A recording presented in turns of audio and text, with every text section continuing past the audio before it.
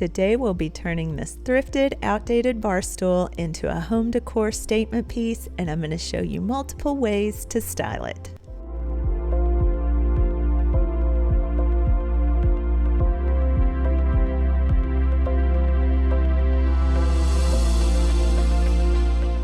This thrifted bar stool does not look like much now. I got it for $5 at a garage sale, but I knew that I could flip it and turn it into a great little statement piece that I could use as home decor. It was sturdy, the right height, so I went ahead and grabbed it and took a chance on it for $5. If you are new to flipping furniture or you're not really confident in your skills as a DIYer, this is the perfect little project to start with. I am going to use this little mouse sander and take off the finish. I'm starting with a high grit sandpaper to just get that old varnish off of there. I don't want any of that yellowed old stain left when I'm done here.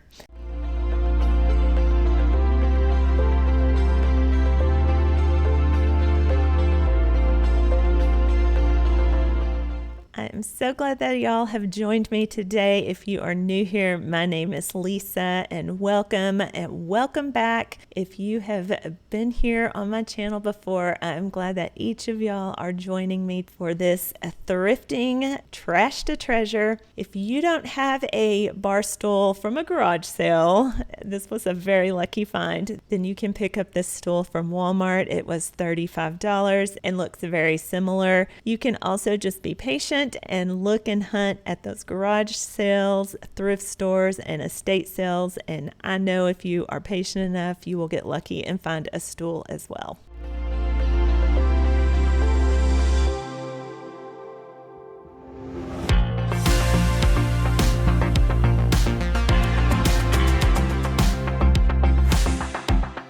This is a very dusty job. I'm wearing an N95 mask to prevent me from inhaling any of this old varnish and wood dust. This is a very forgiving project, and like I said, perfect for the beginner. And the top is the easiest part to get the varnish off of because it's flat. Just sand with the grain. The spindles and the legs are going to be a little more difficult, and you will see that I'm going to do some hand sanding on that to get up in the cracks and corners. The hardest part of this job is just being diligent and patient, just sanding off that finish. You can definitely do this by hand if you do not have a little sander like this, or if you have a more sophisticated orbital sander, that would even be better. Don't let the lack of any of that stop you from taking this project on though. You just get right in there and try something new. You can do this all by hand, and it's $5. You cannot mess it up, I promise.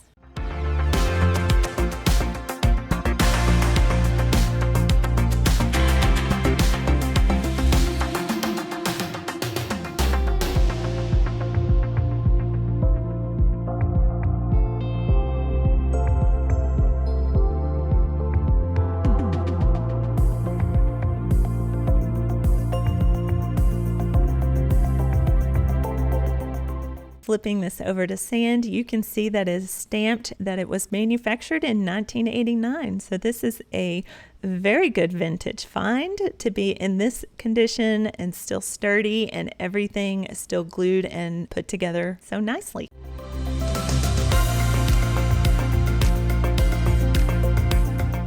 This is where I'm going in by hand to get up in these top corners and crevices where my little mouse sander would not reach so well. I have more control with this.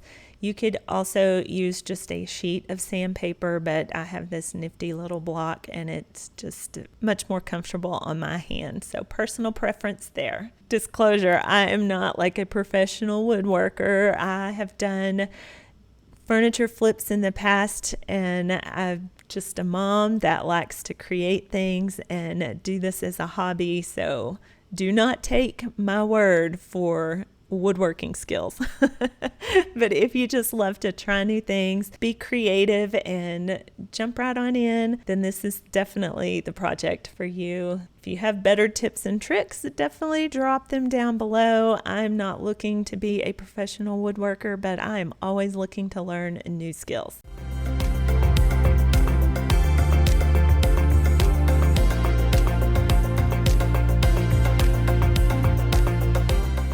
After I went over it with the very coarse sandpaper, I graduated down and went over it with finer sandpaper to get it smooth. Once I have done that, I'm going to use my vinegar and water solution to clean it off, get all the dust off of the surface so that it will be ready for my stain and varnish. I think it turned out good, and I think if you like a raw wood finish, it is actually really beautiful just like this as well. You can do any color of stain that you want on this stool.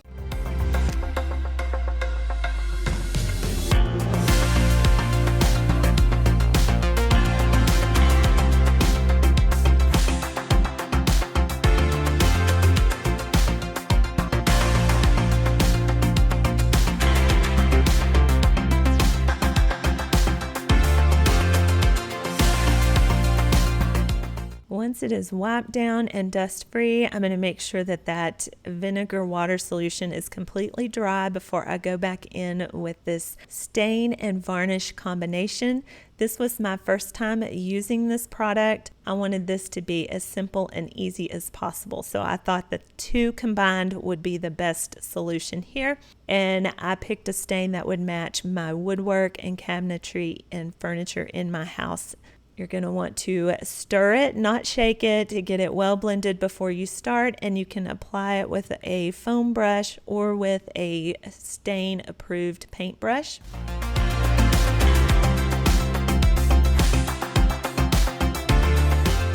I am using a foam paintbrush, and starting with the spindles and then the legs, I will do the top last. You will do one coat. It dries fairly quick, so you want to work diligently. Don't leave your project and come back to it. That will be a disaster. Now, I should have used a skinnier foam brush. This one is a little wide. I was thinking more for the top and not these little spindles. So there is some rough spots where I could have used that smaller brush and it would have been better, where I touched and it got like 2 coats of the stain and varnish, but it just kind of gives it a primitive rustic look, and I am okay with that. I can always sand those spots down and do a little light coat of stain and feather it in later if it ends up bothering me too much, but I'm actually really happy with the way the stain varnish combination performed and would recommend it, especially if you are a first time or beginner DIYer.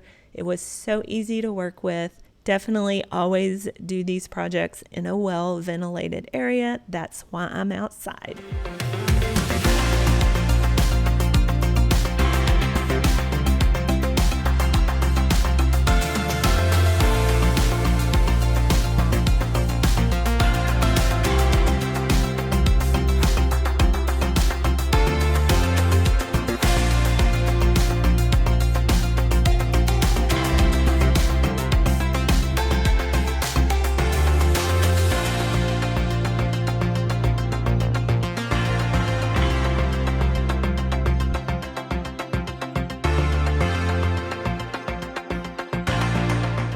After getting the spindles in the legs, I'm going to flip it over here and do the top. You will want to be very careful to do these in smooth, even, broad strokes across the surface with blending the edges and minimal overlapping.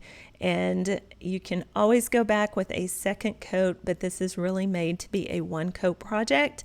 And since this is more of a decorative piece and not going to be worn and used for actual everyday seating, then one coat definitely did the trick for my project.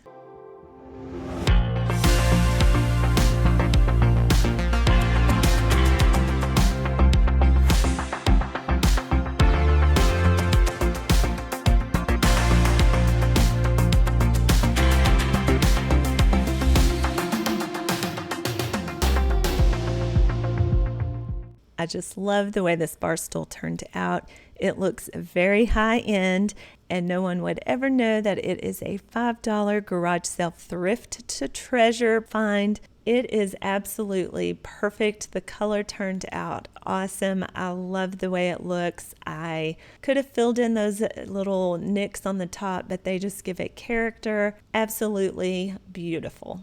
I have styled it here several ways for you. You can use this as an accent table. You can use this as a side table beside your sofa or chair.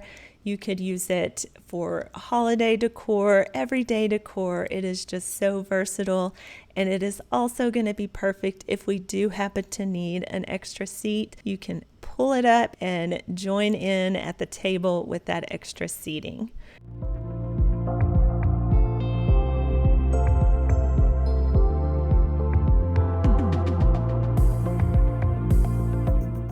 What ideas do you have for this stool and how you could use it in your home? I would love to know what you think and how you would use something like this in your home.